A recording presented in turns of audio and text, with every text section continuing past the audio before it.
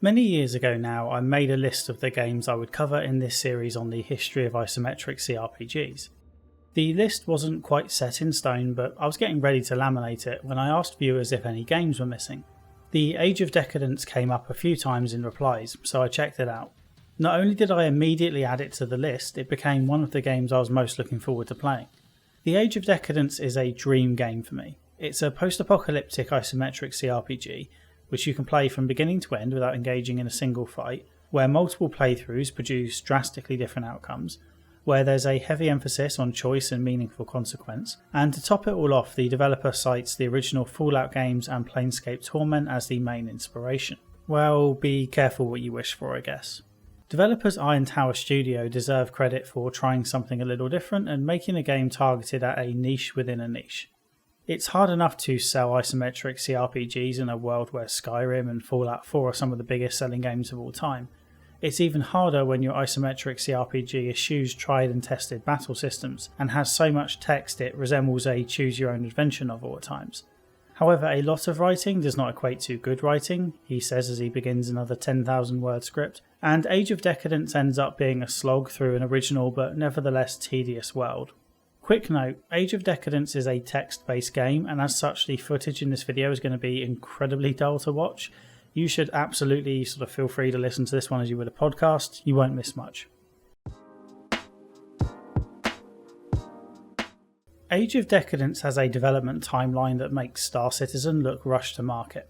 Development started way back in 2004 and it finally released in October 2015. Usually with such long development timelines you expect the game to have been reinvented a couple of times, maybe scrapped and started from scratch once or twice along the lines of Duke Nukem Forever. Even more so when the time period straddles 3 console generations and massive leaps in technology. The 11 years between 2004 and 2015 are far more pronounced than that of 2010 to 2021. Remarkably though, the final version of Age of Decadence looks much like Iron Tower's original vision, which is nice to see and suggests the developer was passionate about its plan for the game from the start.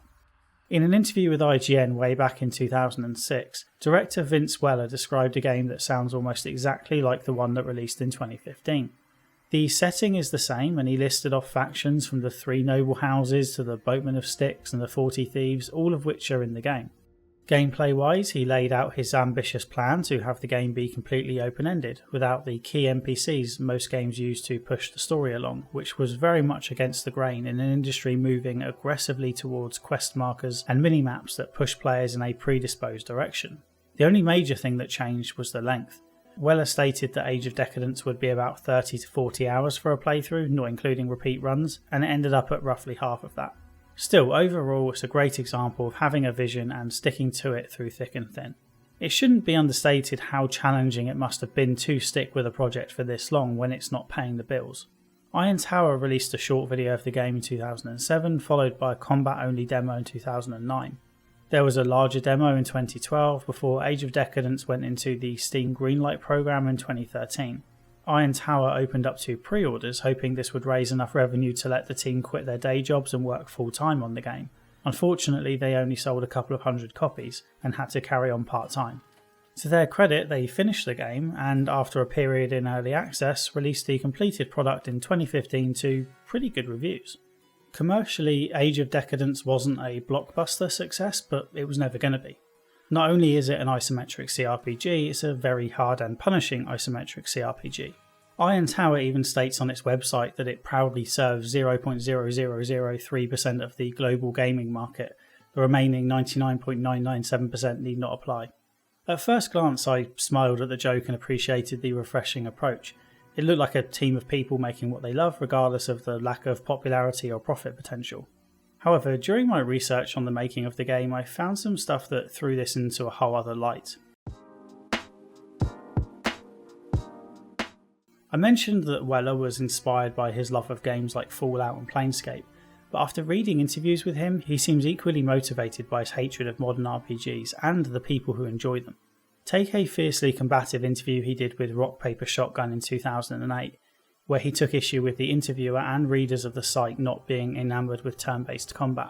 He says, open quote, "It's nice that your site tries to attract morons and makes them feel at home, but shouldn't you be educating them too? It wouldn't take much to double their IQs, so if you want, I can give you a hand there." Close quote.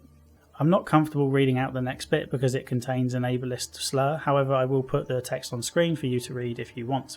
By the way, Vince Weller isn't his real name. He uses a pseudonym because his employer didn't allow him to take on other work. It's possible that anonymity makes him more comfortable being a complete dick online. These sorts of comments are shocking in their own right, and I'm surprised and simultaneously totally not surprised that these comments didn't receive wider coverage in the industry. This kind of language is obviously bad in its own right, but it also compounds an existing problem around difficult games, which already attract a certain crowd. A crowd that loves to throw around ableist language and base their personalities on how good they are at video games. Weller's comments here, particularly the slur and the mention of IQ, are a dog whistle to people who already think that playing Dark Souls is a personality. It's bad enough that some of the people who play challenging games throw around slurs to people who can't. It's even worse when the developer does it. That gives it an air of legitimacy, as if it's an okay thing to say. I found a Steam thread about the comment in 2013 where someone referenced the slur and was like, is this a thing we should talk about? And Weller himself replied to double down on his language, and unsurprisingly a load of other people chimed in to say that his comments were perfectly fine or even didn't go far enough. Weller is an incredibly combative person. He often pops up in forums and Reddit threads about Age of Decadence to respond to any criticism of the game. He's gotten better at not outright telling people they are morons, or worse if they get stuck, but he still shouldn't be telling everyone that their opinion is invalid just because they misunderstood the importance of crafting, or because they thought the game was linear when it's not. The thing is, he's sometimes right on technicalities, but that misses the point. If a lot of people come to the same conclusion about lack of build variety, or think charisma is pointless, or don't bother with crafting, a good developer might want to ask themselves why. Why are people coming to these conclusions? Very few people want to hate the games they've bought and invested time in. So maybe, just maybe, the game is not properly communicating its ideas. This is always far more interesting to me than the old, well, you're just playing it wrong approach. Perhaps instead of spending hours and days responding to negative reviews directly, he could look at the underlying cause for those people's concerns. I'd like to think Weller has matured a bit in the 7 years since that Steam forum post, but he wasn't exactly a kid when he said those things, and I haven't seen any apologies. It's a shame because Iron Tower Studios recently released its new game Colony Ship into early access, and it looks pretty good. I would cover it as part of this series, but if the lead developer is still a complete tool in 2025 or whenever the hell I get around to playing it, I will just skip it. Had I known what Weller was like before playing Age of Decadence, I might not have bothered. It's one thing to have a few bad eggs in a large group, but with small studios like this, it's more like having a rotten hen. I know not everyone feels this way, death of the author and all that, but personally I would struggle to separate the author from the work in a case like this one. Anyway, let's talk about the game. It isn't that good.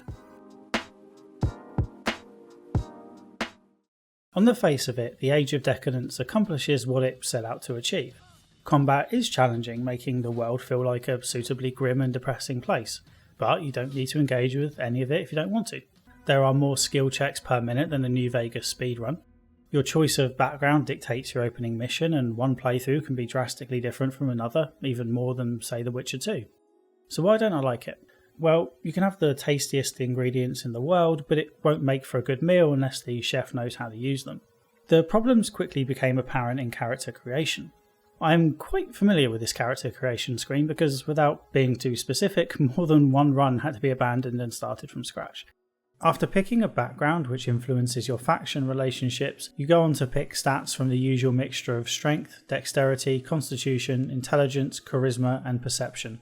Skills are split between combat skills and civil skills. There is a general skill pool that you can use to level up all your skills, and then a separate pool for combat and civil skills. Completing quests in the game will award you general skill points, but how you complete those quests determines whether you get extra combat or civil points. It's a good way to reward you for completing actions in a way consistent with your build, but it does mean you become increasingly focused on one particular style. If you fight, you get more combat points, which makes you a better fighter, which makes you more likely to fight the next time, and so on. This gets to my main complaint with the builds, which is that they are incredibly narrow and there's a real lack of variety. Let's imagine you want to create a character that talks their way out of trouble, which is of course exactly what I did for my first playthrough. You might think you need charisma, but no, don't worry about that. Charisma in Age of Decadence is king of the dump stats. It's as close to useless as I've seen in a CRPG. Instead, all you need is persuasion and streetwise skills, which together do what you would expect charisma to do. Streetwise and persuasion are enough to get you past the vast majority of skill checks. I didn't actually want to have the streetwise skill and went with etiquette instead because that was a better fit for my character, but streetwise is so much more useful that I abandoned etiquette completely. On top of this, if you go the persuasive route, you get a lot of bonus skill points and you won't have anywhere to put them because you're only using 2 skills. The next obvious choice is lore. Lore gets you even more skill points, so even if you don't intend to have a lore focused character, you will probably end up with one. Now, with this in mind, you want a high intelligence stat because lore works in tandem with intelligence. Intelligence also gets you more skill points, so you'll be swimming in them by the end.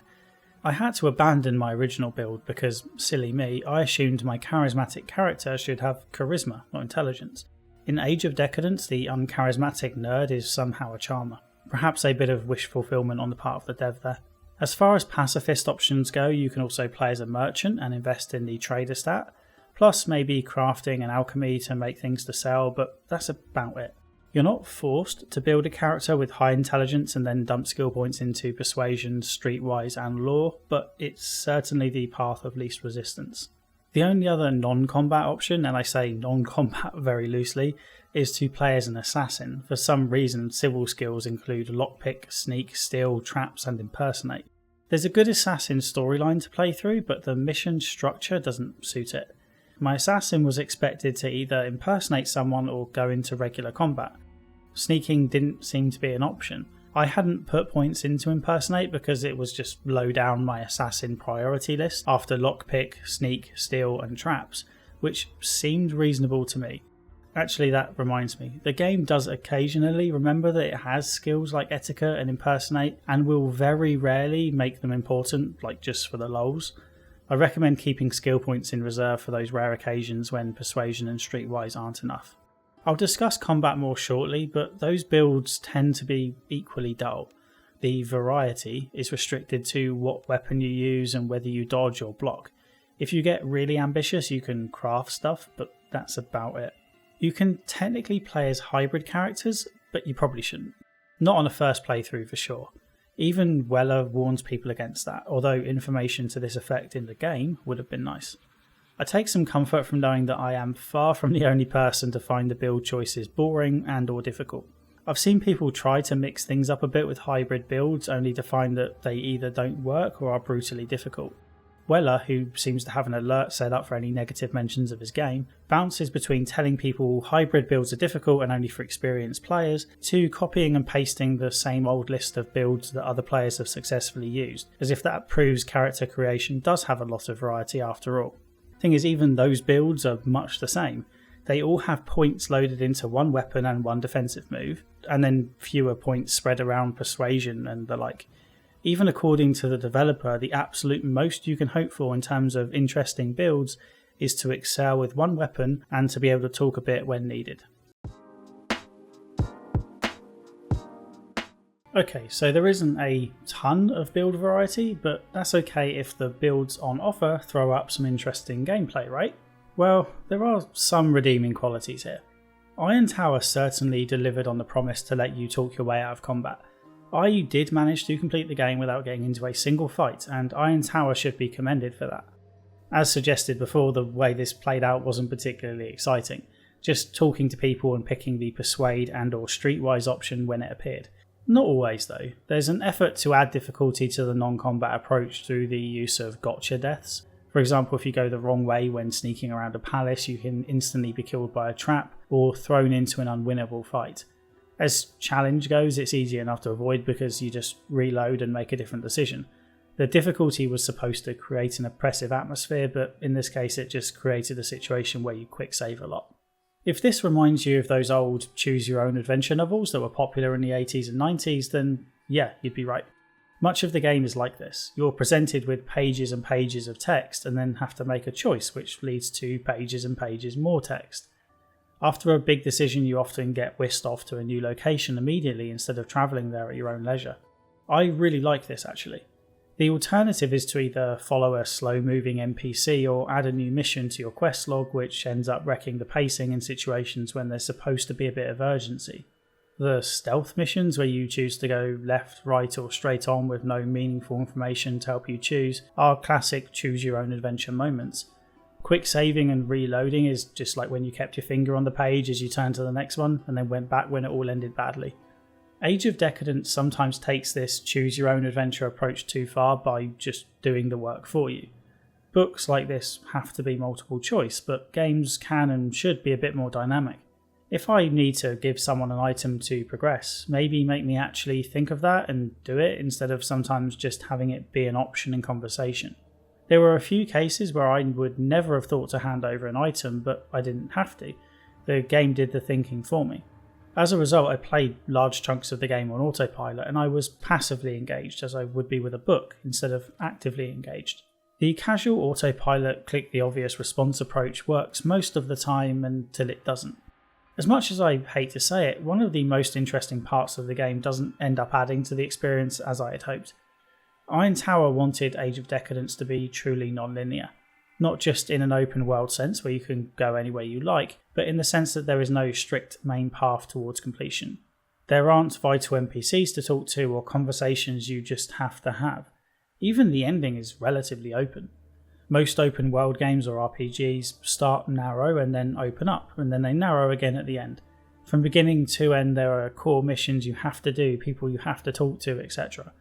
Age of Decadence also starts narrow then quickly opens up, but it only narrows again a bit at the end when you need to choose between a few core missions. It's incredibly ambitious and I wish it had worked. Gamers, or at least the sort of gamers who are watching this video, always clamour for less hand-holding. I'm sure you've seen that phrase 100 times before. According to legend, the theory goes that all games should be open-ended with no hand-holding and they should make the player think outside the box. Sorry for all the cliches, but that is how these people speak. All aids like mini-maps and quest markers are bad and fast travel is the work of the devil. These things only exist because developers design worlds with filthy casuals in mind. Damn you filthy casuals ruining my video games. Of course, the more likely reason that games aren't more open-ended and flexible is because it's really goddamn difficult to do properly. A good example that comes to mind is The Outer Wilds, which is fantastically non-linear and is also about uncovering a story of the past. It's a fantastic game and you should play it if you haven't already. A game I don't personally like that does do the non-linear thing is Breath of the Wild, which gives players the freedom to go anywhere and do anything from the start. Sort of, if you ignore the overpowered enemies. You can basically go wherever you like, be it the Great Plateau, Dueling Peaks or Central Hyrule. Regardless of your feelings on that game, you don't hear many people championing the story or the quality of the writing in Breath of the Wild, and that's because it's hard to be completely open-ended and tell a good story at the same time. The thing with having no set tasks you have to do or people you have to speak to is that you have no tasks you have to do or people to speak to, and this can lead to you feeling lost. Not because you don't know how to progress, but because you don't know what progression is. There's no goal to work towards. It wasn't until quite late in this game that I had an idea of what the end would look like. To go back to the Breath of the Wild analogy, imagine if that game didn't have Ganon's Mountain of Doom or whatever the fuck that thing was in the middle. Imagine there's no Ganon. That's Age of Decadence. A couple of times I got stuck and didn't know what was expected of me next. Once I even looked up a guide, something I generally try to avoid when covering games for this channel. I'm glad I looked though, because it turned out a lot of people had problems like this, and the solutions weren't satisfying even when coming from Weller himself. One example I found was someone didn't know how to progress, and a user provided a list of suggestions, one of which was to go to the Tower of Zamidi. The player didn't know how to get the key to the tower and had already ruled out a couple of options that weren't available to their character. Weller popped in, as he always does, to say, quote, "Fix the smelter at the mine, let them take you to Galius, offer your services, he'll send you to fetch Darius' helmet, you can do the pass and or do without combat, eventually he'll give you the key," close quote. The problem with this solution is that in no way is it intuitive. You need a key to a place. How do you know that fixing a smelter at a mine leads to a trip somewhere else, and then once there you should offer someone your services, go fetch a helmet and travel through a pass to eventually get the key you need? And to be clear, this is the entire game. You do things, go places, speak to people and fetch things in the hope that you'll randomly get a thing that will allow you to go somewhere else where you can repeat the process. Most of the time this actually worked out for me, so this isn't just me going on a rant because I found the game hard. Quite the opposite, it was fairly easy 95% of the time. I may have gotten lucky though. For example, I was experimenting with a new assassin character and completed a storyline for Lorenza, who then told me to go to Ganazar, which opened up a new spot on the map. There was no rationale behind unlocking this new location. Lorenza just says I need to go somewhere else to stay out of sight for a bit. It's cool that assassin characters get their own distinctive route to Ganazar, but it's something you could easily miss and means you aren't making progress proactively. I'll discuss the story more shortly, but I think this lack of focus is why I didn't particularly enjoy that either. I rarely acted in accordance with my character's goals because, well, they don't really have any. I just made choices, and by choices I mean I selected the persuade dialogue whenever it was an option, and things happened around me. Quest variety also contributes to this general feeling of aimlessness. One minute you're dealing with a hostage negotiation for one of the houses, and the next you're flying an airship or reactivating a dormant robot or even waking a god. On the other hand, there are entire quest lines full of tedious fetch quests. Stay away from the commercium if you want to avoid the inherent conflict between doing chores and deciding the fate of a world. There's content crafted with each character background in mind, but a lot of it feels out of place for other characters. For example, the one thing charisma is actually useful for is working with factions, and yet your completely uncharismatic character can still do all the diplomacy quests without issue. This is the point where you'd usually get a mid-roll ad, assuming you're not using an ad blocker or don't have YouTube Premium. But there's no ad today and no sponsorship as such. Instead, I'll just take the opportunity to ask you to donate to Palestinian relief charities if you're financially able, or if not, just spread awareness of what's happening. Ironically, I can't be too specific here about what's going on because YouTube will probably bury the video if I use certain keywords, and then no one sees the message at all.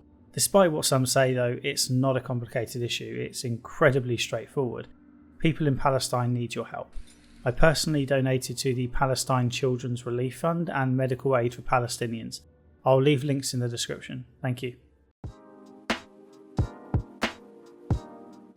I thought I'd hate the combat. The deck was stacked against me liking it. Turn-based combat, an emphasis on being brutally difficult, outnumbered in nearly every fight. The whole thing sounded miserable. It's actually not that bad. Now, it's not great either, but it's better than I expected, and given that you are usually on your own, you have a surprising number of options.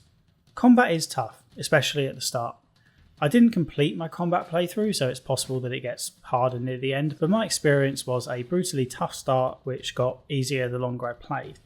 As is often the case with tough games, there's a lot of satisfaction to be gained from slogging your way through tough fights, and it certainly does leave you with the impression that the world hates you. Early on I couldn't even beat two random muggers who pulled the old "come into this abandoned house to see this cool thing" trick. Your problems stem largely from being outnumbered. You typically fight on your own against a group, so even if none of the enemies by themselves pose a threat, the group will chip away at your health bar easily enough. You have some options beyond just slashing away with your weapon of choice. You can target certain body parts, perform whirlwind attacks, or do contextual moves depending on what you have equipped, such as a shield bash or entanglement with a net. Later on you can experiment with alchemy and explosives. Early on this was enough to keep me engaged, and I was becoming fairly positive on the combat. Then the cracks began to show. The most obvious is that despite the aforementioned variety, it's hard to escape the monotony that comes from just swinging away with one weapon all the time. You can add a ranged weapon as well, but even so, there's only so much you can do as one person.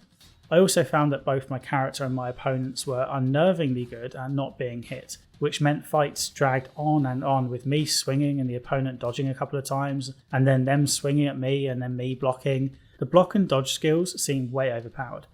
There's also no AI to speak of, which is probably a good thing because if the enemies actually work together, you'd be screwed. You never fight a team, just a collection of individuals. It must be what it was like to play against Real Madrid in the noughties. Once again, I found build choices boring. You dump most points into a weapon and a defensive ability, which buffs your stats but doesn't do much for roleplaying. I suppose this is often true of the tank/melee character in CRPGs, but most CRPGs mitigate the problem by having multiple characters in a party. You don't here. Perhaps with this in mind, combat characters are subtly encouraged to dabble in crafting or alchemy as well, by having the merchant sell only really lackluster gear. Combine this with being able to sell loot from dead opponents and you'll likely have more money than you can ever spend, although again with the caveat that I didn't see late game with this build. The reason I didn't finish my combat playthrough was because it didn't have enough to offer after completing some story-focused playthroughs. I think a lot of players will have a similar problem due to the way the game is structured. Right at the start there's a pop-up telling you that the combat will be challenging and is the hardest way to play the game, and indeed playing without engaging in combat is a lot easier. The problem is it's also much more rewarding. Playing as a lore master, or any character with good lore skill, which most people will have as discussed, means you uncover most of the cool little secrets the game has to offer first time around. You have a lot of control how the ending plays out, and you can see nearly every ending available just by restarting the last 30 minutes or so. Conversely, combat is not only tougher, it's less rewarding, giving you less information about the world and less choice for how things play out. Sure, you can engage in quests that are otherwise off limits to non-combat characters, but I didn't find that enough to keep pushing through to the end. I think the tough combat is to the game's detriment, not because hard combat is bad, but because the risk-reward balance is completely off kilter here. Age of Decadence does reward multiple playthroughs, absolutely. More than most games, Age of Decadence isn't afraid of locking you out of content if you have the wrong character, and I'm glad I created an assassin to do quests that my charismatic character couldn't do. If you opt to play the game, perhaps start with combat and then do a story playthrough where you sort of scoop up all the missing information. With hindsight, that's what I should have done. The story is yet another aspect that sounds fantastic in theory, but doesn't stick the landing. The premise is great and fairly original. The setting is a few hundred years post-apocalypse, however the apocalypse in this case isn't your typical 20th or 21st century nuclear or technological war. The world here was torn apart by a magical war between the Empire and the Kingdom of Kantar. Whereas most post-apocalypse stories are sort of science fiction, this one is firmly fantasy. Or is it? One of the core themes in Age of Decadence is fact versus fiction and the extent to which you can trust historical depictions of major events. That epic battle destroyed most knowledge of the arcane arts and technology, leaving it up to lore masters to spread their version of events, which tends to err on the side of fantasy. If you have the requisite skills, you will learn what actually happened hundreds of years ago, and you'll discover that the old civilization was much more technologically advanced than lore masters would have you believe. It's a good twist on the old unreliable narrator approach, which is tough to pull off. Even after playing as a lore master and researching the world's history, I'm still not 100% sure I know what happened, and I choose to believe that's deliberate. It's hard to know who and what to trust. The story goes some crazy places, assuming it's accurate, with gods being summoned to rule the world, and you can even ascend to god's status yourself. I don't know how many endings there are, and some aren't so much endings as fail states, but I saw at least 7, and some are drastically different, almost as if they belong to different games. Sure, some of the endings are just you picking sides in a dull faction war, but some are more like picking destinies for an entire planet. You can also make huge changes to the world as you play. I blew up the city of Mardoran and the game continued without missing a beat. That is kind of crazy. I suppose the obvious comparison is to blowing up Megaton in Fallout 3, but this is a much bigger deal in the context of the world, and makes a lot more sense. Imagine being able to blow up the city of Baldur's Gate and then continue playing. It's kind of like that. Present day society feels genuinely distinct from the world of 300 years ago, especially when you start finding secret artifacts. There's a big difference between a post-apocalyptic story where the old technology is still around, albeit scarce, and one where the technology is either completely unknown or so complex that it is seen as magic. Unlike some games I could mention, there aren't still loads of guns and bullets from the old world just lying around to be picked up 300 years later. Anyway, there's a lot to like here, and I appreciate the effort to be original. The ideas are good, I just wish the implementation had been a bit or even a lot better. First of all, Age of Decadence has a huge info dump and exposition problem. Pages and pages of backstory are thrown at you, which I wouldn't mind if it was compelling to read, but it is absolutely not. You know in games like Skyrim and Dragon Age when you start collecting books and journals, and you swear to yourself you're going to read every single one of them as you play, but then you eventually stop because they're so dry and boring? Well, that's the entire story here. There's a lot of world building, but it's not world building integrated into a story. The world building is the story. It's like reading the author's world building notes instead of the story they made from those notes. I watched a lecture on world building by Brandon Sanderson recently. In addition to writing an ungodly number of books, Sanderson also lectures at Brigham Young University, and the recordings are on YouTube. They are fascinating and I recommend watching them if you have any interest in storytelling. Game developers should be forced to watch them. Anyway, Sanderson describes good world building as being like an iceberg. The reader only sees the tip, with the vast majority being underwater. In other words, a good writer could do a lot of world building and have hundreds of pages of notes and maps, and then only show the reader the important bits. Done properly, the reader can tell that the world is fully fleshed out in the author's head, and the reader trusts the author to pass on what they need to know to follow the story. Sanderson actually goes further and states that with some really talented authors, the iceberg is actually hollow. The author is so clever with how they impart information about the world that the reader feels like it's more fleshed out in the author's mind than it actually is. Video games don't have to take this approach exactly. I'd argue a good balance is to have the tip of the world building iceberg appear in the story, but also include the bulk of it in indices for people to explore at their leisure. However, Age of Decadence includes each and every bit of world building in the main story. There are over 500,000 words in Age of Decadence. For context, that's longer than Way of Kings, Game of Thrones, and basically every other massive fantasy novel. The story here does nothing to justify that length. Conversely, there's little environmental world building. This isn't a living world that you happen to be in, it's a world that revolves around you. Most of the environments are empty and generally don't feel lived in. Nearly every house is a wreck, and you have to wonder where people actually live when they aren't standing around doing nothing. Speaking of visuals, you know how some games aren't exactly high fidelity, but they have a certain appeal? Charmingly ugly, perhaps? Well, that ain't this game, it's just ugly. I know graphics aren't the be-all and end-all, and this game had a smaller budget than most, but conversely, you can do more with less if you focus on the style. This has no style. Iron Tower would have been better off keeping the view to strict isometric without the ability to rotate the camera. Then it could have focused on what the player sees. As it stands, the game looks like one from 2005 with an HD mod applied. The inventory system is also very classic Fallout. I love a lot of things about those early Fallout games, inventory management isn't one of them. My second bugbear with the story is the characters, or lack thereof. None of them are interesting, and most are frustratingly stupid, not in a fun way either. The most prominent characters are the leaders of the three houses, and I genuinely cannot remember any of their names. I decided to check out the game's wiki to get the names for the script because that seemed easier than scrubbing through my footage. However, the wiki pages for the houses do not mention the leaders by name. I think that says a lot. You interact with all three during the game, and there are special endings for siding with each one of them, but they leave no impression on you. I'm also a little baffled at the decision to have all three houses be kind of Roman-esque, even though the world as a whole has a more Middle East vibe to it. Why would you make all three factions so similar when you have the freedom to do whatever you want? I was wondering if it was a statement on white colonialisation and empire, but I don't think that's it. And even then, you could still have more variety. I think it's just a lack of imagination. You can also work with an Assassin's Guild or Merchant's Guild, but most of the members there are equally dull and stupid, with a few exceptions like Kado maybe. Some late game conversations are interesting, but by that point I'd say it's too late. The lack of memorable characters is the other side of the coin when it comes to having complete freedom and no core NPCs. Sure, you don't have to speak to anyone, but that often means no one has anything worth saying. There's also a consistency of voice across all the characters, and you can tell they are all written by the same person. Good writers make characters feel unique. Sorry to quote Sanderson again, and this isn't something he came up with anyway, he's just the last person I remember saying it. But a cool test of a character's voice and personality is to see if you can guess who is talking without any dialogue tags. In Age of Decadence, you could just swap the dialogue around between everyone and not notice an issue.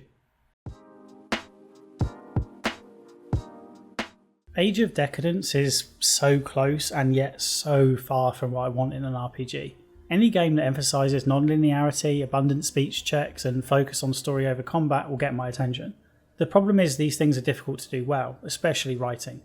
There's a reason Planescape Torment feels like a once-in-a-generation game and wasn't rivaled by anything until possibly Disco Elysium. You can't just throw 500,000 words into a game and automatically have a great story. Age of Decadence is all world building, no story. Likewise, it isn't enough to have skill checks or a pacifist playstyle option. They have to be employed in an interesting manner. Age of Decadence lets you dump points in 2 skills and cruise to victory. Ultimately, it's a noble effort, but not something I can recommend. Alright, that's it for me today. If you enjoyed the video, please hit like and subscribe if you want to see more videos like this one. I also have a Patreon where you can get your name in the credits for $1 a month. The next video will likely be on Pillars of Eternity. It's a long game though, so don't expect that video anytime soon. Okay, until the next time. Cheers.